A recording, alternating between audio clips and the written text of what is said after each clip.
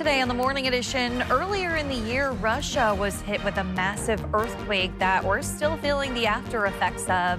With the latest of one yesterday in Kamchatka, we hear from the experts on just how long this might last. Then Sand Lake Elementary School Library has a new look, a new feel, and a new mission to inspire students. But it didn't come from district dollars. We hear from the private businessman that made it happen. Plus, it's Alaska, so you should be used to finding, seeing, or hearing bears in just about every place imaginable. But here's a new one for you. Cops responding to a report of a car horn going off late at night to find a bear behind the wheel. We'll take a look as the Morning Edition starts right now. Good Friday morning, everyone. Thanks for waking up with us today. A bear behind the wheel. Sounds like something out of my nightmares. That bear had a date to get to. Maybe somewhere. so. He had somewhere to go. He's like, hey, get in this vehicle now. We got to go somewhere. Yeah, we'll find out where he's going in just a bit. Well, we are still holding on to those wet conditions across a good portion of the Gulf Coast region. 48 degrees is what we're sitting at here in Anchorage. Now, we did manage to see a bit more heavier, steady rain building into inland areas of South Central yesterday, and we're still favoring some of those wet conditions this morning, and we'll still favor a good portion of the day with some of those rain showers across South Central. As far as what we're dealing with, you can see rain that has been with us through the night. That is lifting off towards the north into parts of the Susitna Valley, out towards western parts of the Kenai, and then, of course, as you head into the into Prince William Sound, we continue to hold on to some of those ongoing showers. Now, for Anchorage into portions of the valley, we are seeing a bit drier conditions, but still holding on to some pockets of some spotty showers to start off your Friday morning. And then we've got some dry breaks out towards southeast, but additional round of heavy rain builds in later this morning into the afternoon hours. That flood watch still in effect through the weekend, where we could watch several more inches of rainfall occurring through parts of the southern panhandle. So far today, we've already seen 3/4 of an inch of rain out towards Yakutat as well as Ketchikan, while areas embedded within the central panhandle have seen a few hundredths of an inch to nearly 2/10 of an inch of rain. And that's all thanks to those drier breaks we are seeing this morning. But again, heavier rainfall does build in later this afternoon into the evening hours. It's going to be another wet and windy day. Those temperatures expected to warm into the mid to upper 50s. Will favor some gusty conditions as well, although nowhere near the high wind criteria. You can see those winds for the most part expected to gust upwards of 30 miles per hour. Statewide, still holding on to rain across South Central through the Aleutians. We got some early morning flurries out towards the slope, where temperatures today will top out in the 30s. I'll talk about more of this upcoming wet weather pattern in my full forecast. A magnitude 8. The magnitude 8.8, that's a big earthquake. That's the 6th largest recorded earthquake in the world since we started recording earthquakes. And we'll see aftershocks for that event for probably years. Now, experts stated that after that massive earthquake hit Russia earlier this year, aftershocks and effects would linger on potentially for years. Another powerful one hit yesterday, measuring at 7.8, a reminder of how strong that original quake was off the coast of the Kamchatka Peninsula Thursday morning. The 7.8 quake was the largest aftershock of the 8.8 magnitude quake earlier in July. And as experts continue to say, it is far from the last one. According to seismologists at the Alaska Earthquake Center, the effects from the original quake can last for years, setting off multiple shocks and smaller quakes in its wake. It's extremely unlikely that these quakes would trigger seismic activity in other parts of the world, the center says. But for the area around Kamchatka, the main shock on July 29th was only the peak of the action so far. Stress has been building up over time, and it's not all going to be released in one big earthquake. You're going to have other parts of the fault that have to have their stress released. And so, yeah, you're going to get lots of earthquakes in that area along that fault. And while this 7.8 quake was definitely large enough to produce a tsunami warning for the Aleutians, it was canceled shortly after and only produced a small wave. Further tsunamis are possible from other quakes, the center states, but they are hard to predict. We turn now to Adelmi Ruiz, who is joining us from the newsroom with a look at the latest local headlines. Adelmi. Kristen, the all clear has been given after a reported bank robbery in Anchorage, but the investigation continues. Police say it happened just after 3 in the afternoon at the Wells Fargo on Diamond Boulevard. Across from Diamond Mall, the Wells Fargo branch was closed following the robbery.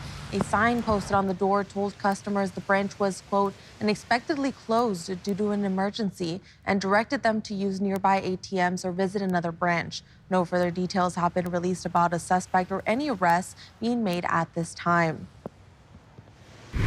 A man is paralyzed and Michael Liufau is now charged with attempted murder.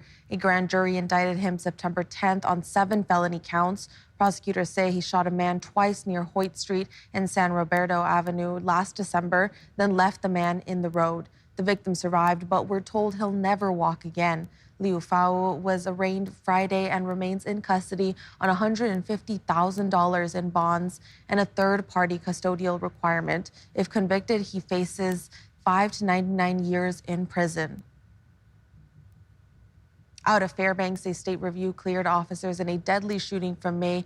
Prosecutors ruled they were legally justified in using deadly force against 34-year-old Thomas Bean. Written on your screen that you're about to see are the names of those officers and troopers who responded. Investigators say Bean opened fire with a rifle after a disturbance on Washington Drive. Officers shot back, killing him. Police later found 29-year-old Jesse Bidwood dead, believed to have been shot by Bean. Kristen. All right, thanks, Adelmi. You can go ahead and read those names on our website. An Abu Dhabi company's nearly $19 billion deal to buy Santos is dead. Santos is the owner and operator of the North Slopes Pika project. Santos and its supporters have projected the project is set to boost Alaska's economy by pumping 80,000 barrels of oil per day. The first oil is expected in early 2026 after the deal fell through. Santos stocks have again dipped. We've reached out to the governor's office and a Santos spokesperson asking if this has any impact on the Pika project. Those requests have not been returned. The history of this deal is live now on our website and mobile app. 4 Alaska lawmakers are back from Israel after attending the 50 States One Israel conference. The delegation heard Prime Minister Benjamin Netanyahu speak.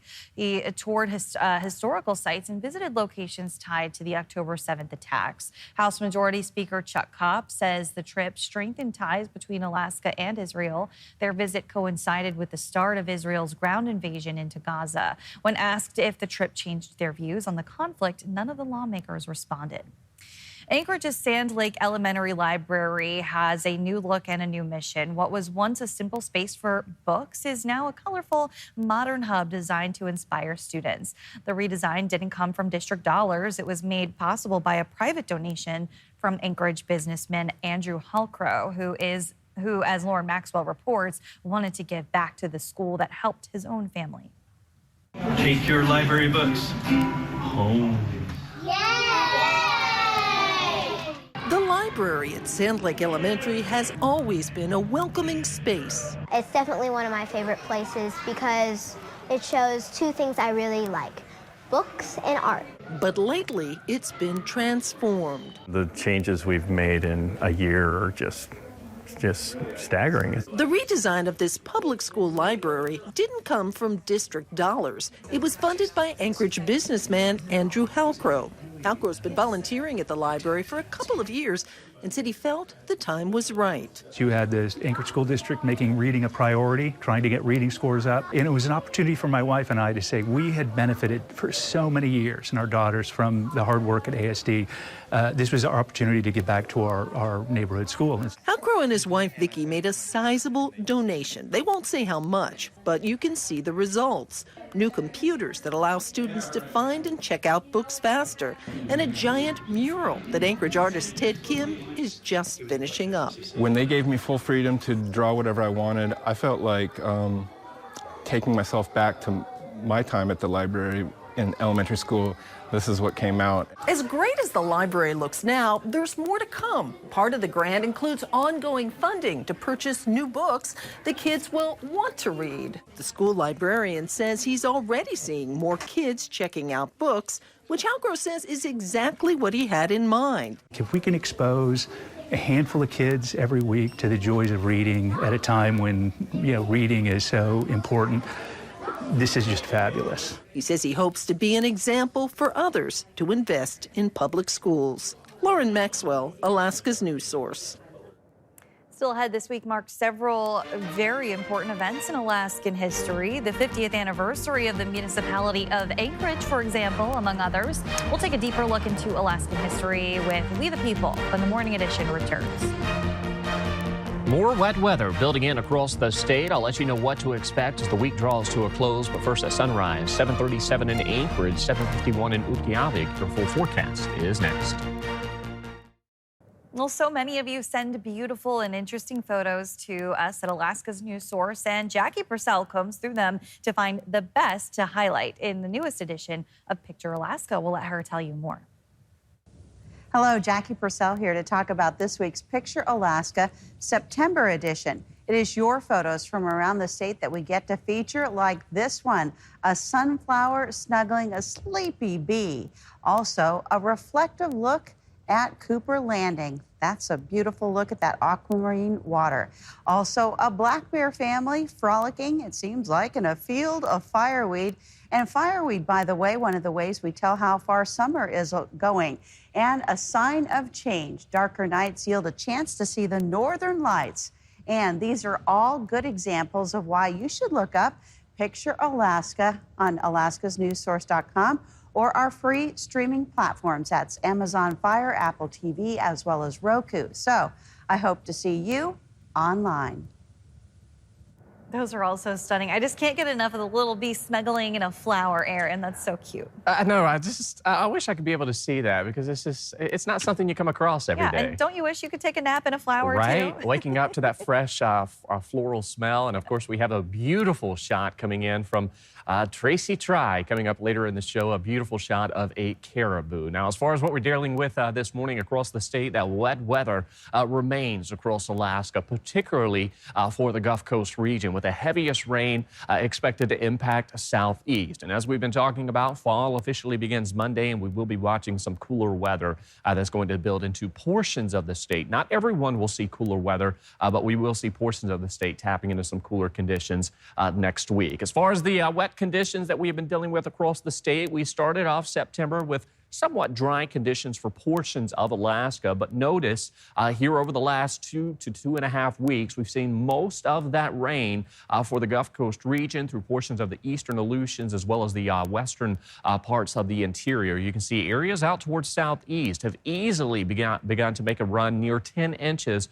of rainfall accumulation since the start of September. And this is coming off of what was a very warm and dry end to August out towards the Panhandle. Even here in South Central, we've seen that uptick in rainfall. We ended August below average, but so far this month, we're already more than an inch above where we should be with nearly 12.30 inches of rain or liquid precip that has occurred so far this year. We are going to continue to hold on to these wet conditions for the foreseeable future. We've got ongoing rain out towards southwest Alaska through portions of the eastern and central Aleutians, and of course through the Gulf Coast region. But when we look in the upper levels of the atmosphere, we've got this trough pattern with us, but notice this flow coming in from the southwest, taking aim right on southeast. This is our atmospheric river, so we're going to continue to see several rounds of rainfall that's going to build in across the Panhandle. While we will see some dry breaks this morning, be prepared for some heavier activity to arrive later this morning into the afternoon hours. Even here across South Central, we'll favor another wet day. Of course, across the Kenai and Prince William Sound is where we'll see the vast majority of the rainfall. Inland areas, we should see some dry breaks throughout the day. But if you live out towards southeast, we're going to continue to see that flood watch in effect. Several more inches of rainfall to be expected coming up in my next weather hit. We will be talking about more about the Panhandle and that rainfall accumulation we are to be expected. Sunshine breaks into Saturday, but late tomorrow evening into Sunday, we'll see the return to some rain showers across South Central, and this will keep that wet weather pattern with us that will carry us into next week. For today, not as much rain rain for inland areas. We may see some locations approaching near 2/10 of an inch of rain, but I think most areas will see right around 1/10 of an inch. And you can see out towards coastal locations, this is where we could make another run near about an inch of rainfall, if not some locally heavier amounts. So be prepared for this wet weather to stick around into the weekend and into next week as well. Although the first part of Saturday will be on the dry side with some sunshine breaks to be expected. We'll see those temperatures today warming near seasonal values into the mid-50s across South Central. You can see into our Saturday. Late PM showers, which will carry us into Sunday. Fall officially begins Monday, where we could see some early AM activity, and then we cool off into the lower 50s next week. Not too terribly cool. Some of that cooler weather will be out west and through the interior. All right, thanks, Aaron. As we celebrate the birth of our nation 250 years ago, we're looking back on Alaska's history as well. Will Courtney and Tracy Sinclair give us some of the highlights from the newest edition of We the People. This week in Alaska history, a lot going on as always. And Will, some of your favorite topics. Absolutely. Politics. Yeah, well, let's start with Juneau. The ground was broken for Juneau this week in history. That's for the state capitol, which is actually partially crowd raised by the residents and citizens of Juneau. So that's one. Then we got the municipality of Anchorage. We're celebrating our 50th anniversary of the municipality Anchorage, and that was formed this week. And then finally, just a hint at some of the other stuff we talked about. The Fairbanks Daily News Miner, I believe the second oldest newspaper in Alaska, they had their first publication this week in Alaska history. That is so cool. And of course, I brought the interesting story of some animals at the Alaska Zoo going on a walkabout after somebody opened their cages. And that was really interesting because it's really fun to look back at some of the stories that we did so many years ago. We're having a lot of fun with this series for We the People, and you can catch all of these by going to our website and our free streaming platforms. Thanks for listening to our podcast. Click subscribe so you can get the latest podcasts from Alaska's news source automatically and stay up to date with breaking news and in-depth reporting available for free 24/7 with the Alaska's news source app.